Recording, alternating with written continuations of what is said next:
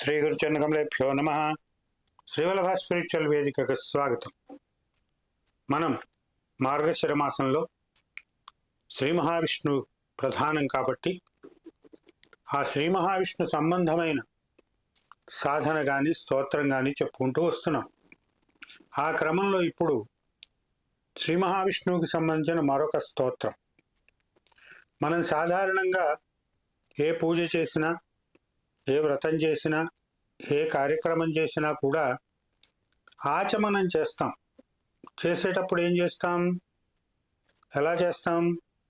ఓం కేశవాయ నమః, ఓం మాధవాయ నమః, ఓం గోవిందాయ నమః ఇలాగా చేస్తాం. అక్కడ మనం వరుసగా 24 విష్ణునామాలని చెప్పుకుంటాం. మొదటి 3 నామాలతో ఆచమనం చేసి మిగిలిన నామాలతోటి వివిధ శరీరాంగాలను స్పృశించడం అనేది చేస్తాం. ఈ 24 నామాలకి సంబంధించి ఒక ప్రత్యేకత ఉంది. విష్ణువుకి సంబంధించిన 24 నామాలు. విష్ణువు చతుర్భుజుడు సాధారణంగా, అంటే 4 భుజాలు. శంఖము, చక్రము, గద, పద్మము, ధనుస్సు ఇలాంటి ఆయుధాలు కలిగి ఉంటాడు. ఈ 4 చేతులలో ఈ ఆయుధాల అమరికను బట్టి, అంటే శంఖం ఎక్కడుంది, చక్రం ఎక్కడుంది, గద ఎక్కడుంది, పద్మం ఎక్కడుంది, కౌమోదకి గద ఎక్కడుంది, శాంగం ధనస్సు ఎక్కడుంది, ఈ 4 చేతుల్లో దానిని బట్టి ఒక్కొక్క నామం ఉంది.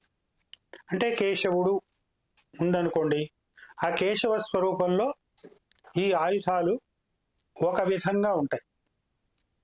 అలాగే నారాయణ స్వరూపంలో ఒక విధంగా ఉంటాయి, మాధవ స్వరూపంలో ఒక విధంగా ఉంటాయి. వాటి స్థానాలు మారుతూ ఉంటాయి. ఆ విధంగా 24 స్వరూపాల కింద ఏర్పడుతుంది. ఈ 24 నామాలని స్తుతించడం వలన, ఆ స్వరూపాన్ని ధ్యానించడం వలన సమస్తము లభిస్తుంది. అంటే ఏమిటి? అండర్లైన్ ఎప్పుడు ఉంది మనకి. ధర్మబద్ధమైన సమస్తము లభిస్తుంది. అందులోనూ మార్గశిర మాసం విష్ణు ప్రాధాన్యం కలిగిన మాసం కాబట్టి, దానిలోనూ ఏకాదశి విష్ణు ప్రీతికరమైన రోజు కాబట్టి, ఈ మార్గశిర ఏకాదశి రోజున మీకు ఆ స్తోత్రాన్ని అందిస్తున్నా. దీనిని ఇన్నిసార్లు పఠించాలి అని నియమం ఏమీ లేదు, మీ ఓపిక. లక్ష్మీనారాయణుల చిత్రపటం పెట్టుకోండి. గంధం, పుష్పం, ధూపం, దీపం, నైవేద్యం సమర్పించండి. పుష్పం వీలైనంత వరకు తెల్లని పూలు సమర్పించండి.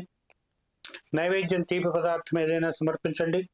ఆ తర్వాత ఈ స్తోత్రాన్ని పఠించండి.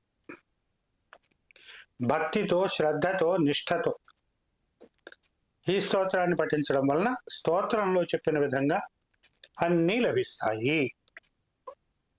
ఇది అగ్ని పురాణంలో ఉన్న స్తోత్రం.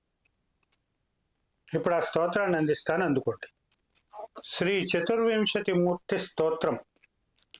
ఓం రూప కేశవ పద్మ శంఖ చక్ర గదాధర నారాయణ శంఖ పద్మ గదా చక్రీ ప్రదక్షిణం తతో గదీ మాధవో హరిశంఖ పద్మీ నమామితం చక్ర కౌమోదకీ పద్మశంఖీ గోవింద ఊర్జిత మోక్షద శ్రీగదీ పద్మీ శంఖీ విష్ణుశ్చ చక్రధృత్ శంఖ చక్రాబ్జ గదినం మధుసూదనం మానమే భక్త్యా త్రివిక్రమ పద్మగదీ చక్రీ చ శంఖ్యపి శంఖ చక్ర గదా పద్మీ వామన పాతు మాం సదా గదిత శ్రీధర పద్మీ చక్రశాంగీ చ శంఖ్యపి హృషీకేశో గదా చక్రీ పద్మీ శంఖీ చ పాతు నః వరద పద్మనాభస్తు శంఖాబ్జారి గదాధర దామోదర పద్మశంఖ గదా